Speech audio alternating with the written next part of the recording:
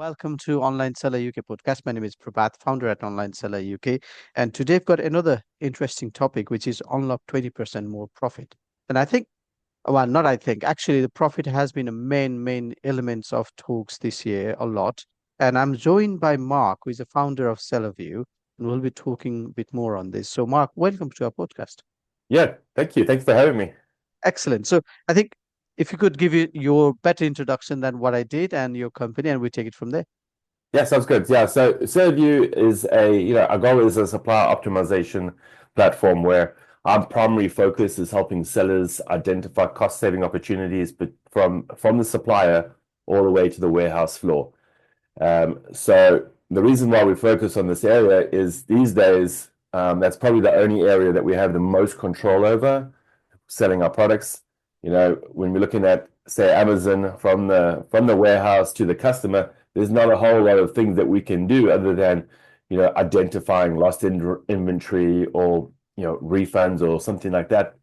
But the primary area that we have all the control to negotiate with, suppliers and logistics and, making sure even our tariffs actually have the right categories is the area where, sellers can actually, claim back a lot of their profit.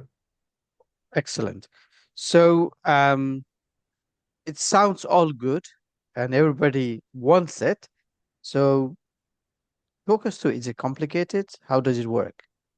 Yeah, it's not complicated. It's just really knowing your numbers. I think, in having done this for many years and worked with, hundreds and hundreds of sellers, is that this is the biggest neglected area where, I always say I think about, profit as a left brain, right brain activity, where most sellers are, right-brained, and I don't blame them because that's all the fun, shiny object things where how do I drive more revenue? How do I get more product? Where do I source more products?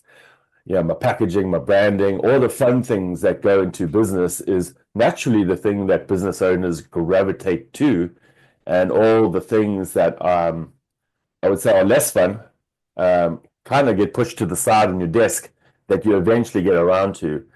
And, I would say, quote unquote, cost accounting and figuring out costs and managing costs is very neglected. So once you look at it and once you do it, it's actually very, very easy, especially with tools like, say, SellerView, where, it's an automated process.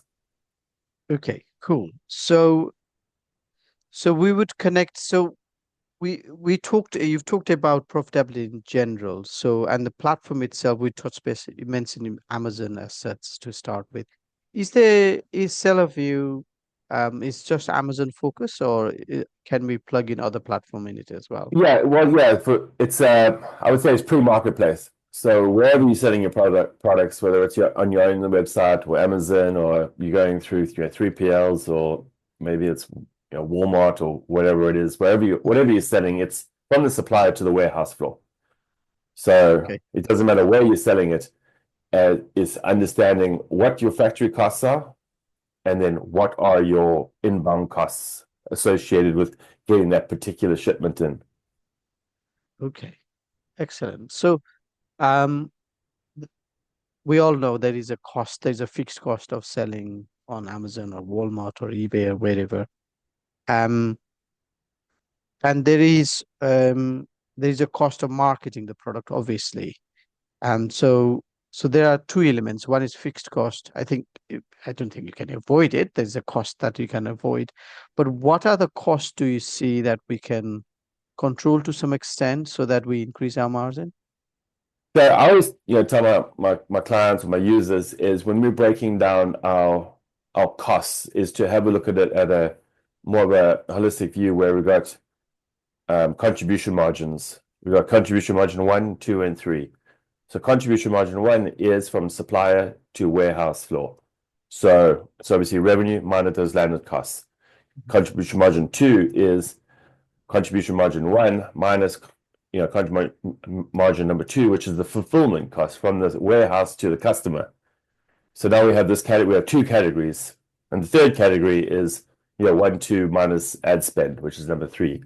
So if we can have these three numbers in front of us and go, okay, if I can get a percent back there or 2% back there, I can get a percent back there by, making sure Amazon, for example, isn't losing my inventory, my dimensions are correct, I'm getting charged the right category.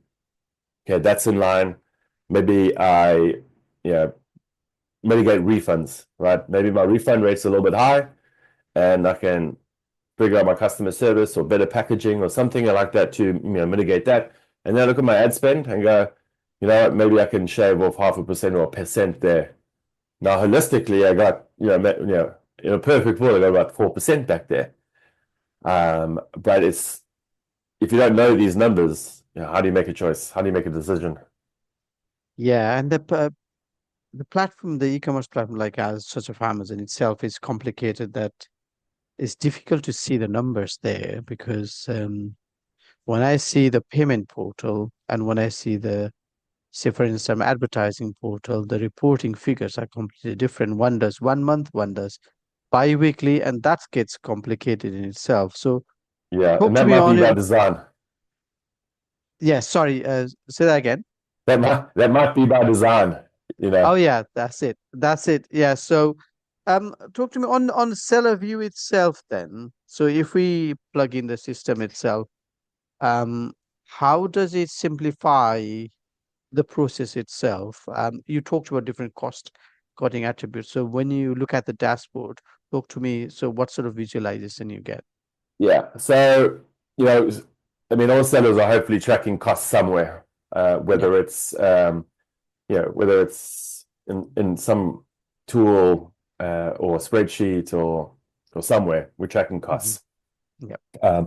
Most of the time, sellers would update it once every 6 months or something when they get around to it, I would say. Yeah. You know, and also factory costs are very easy. We get an invoice back, the cost is say 350 from the supplier, and the next time maybe it goes to 360 or something like that. So that's the easiest part. The tricky part is calculating the products as it comes in as a shipment. Where say we have 10 products, we've ordered them, they're all in China, they're on a container, they come in, and they're coming in as all different shapes and sizes. Generally, what happens is the seller will go, okay, my container, I have 10,000 units. Just for example, my container is $10,000, and I'm going to assign a dollar cost to each of those products because that's just really the easiest way to calculate it. Meanwhile, say for example, inside that container, you have a shoebox size case with 1,000 units in it. Those units aren't a dollar to ship. They're more than likely 1 cent to ship. So the reason why I bring this up is, we just had a client, and we had, she was adamant her cost was 339, Hmm. right? So we did an audit of last 12 months. We went back, um, and we captured each variant each time a new shipment came in. So what we found was the cost was 339, then it went to 343, then it went down to 321, then up to 327, then down to 311, and all the way through like the last 12 months. So we captured that the actual average weighted cost of the product was 321, which was an 18-cent difference, which, in the grand scheme of things, 18 cents doesn't sound like a whole lot. But she sold 22,000 units of this product over the course of Okay. the year. So, 18 cents times 22,000, that's over $4,000, right? So, and for this particular seller, she was selling her business, right? So I was like, well, let's do the rest of them. She had 40 odd SKUs. And, I think throughout the thing we found, there's a $97,000 difference between, capturing these small variances over a period of time, times the volume of sales. It just adds up. Yeah, absolutely. I think you've given a very good example of this. So I think it's more detailed too than just looking at the dashboard by the look Yeah. of it anyway. And like the Um, hardest thing really is, I'm a seller too. And the reason why I built Seller View was basically for myself mhm. because I sold my first e-commerce business, and the due diligence was such a nightmare. So I was like, wait a minute, if I'm going to do this again, I need something that one can just capture all these variances.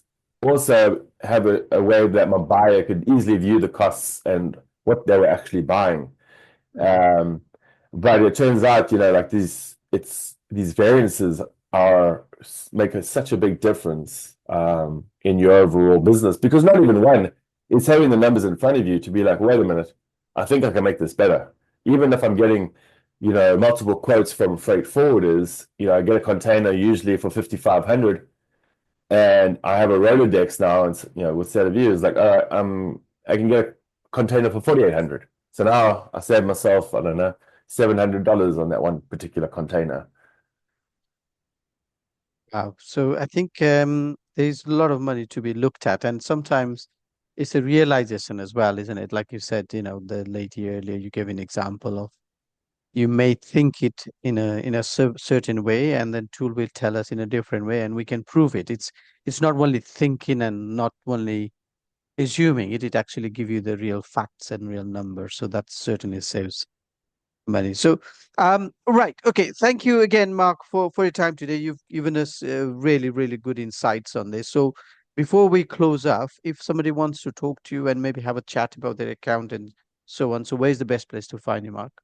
Best place, just go to sellerview.com, book a demo, and yeah, we can have a chat, see if it's a good fit for you and your business and where you are in your, I guess, e-commerce journey, and what things that we can do to help. Excellence. Thanks again for your time. All the best to you and speak to you soon. Thank you. Good. Thanks for having me.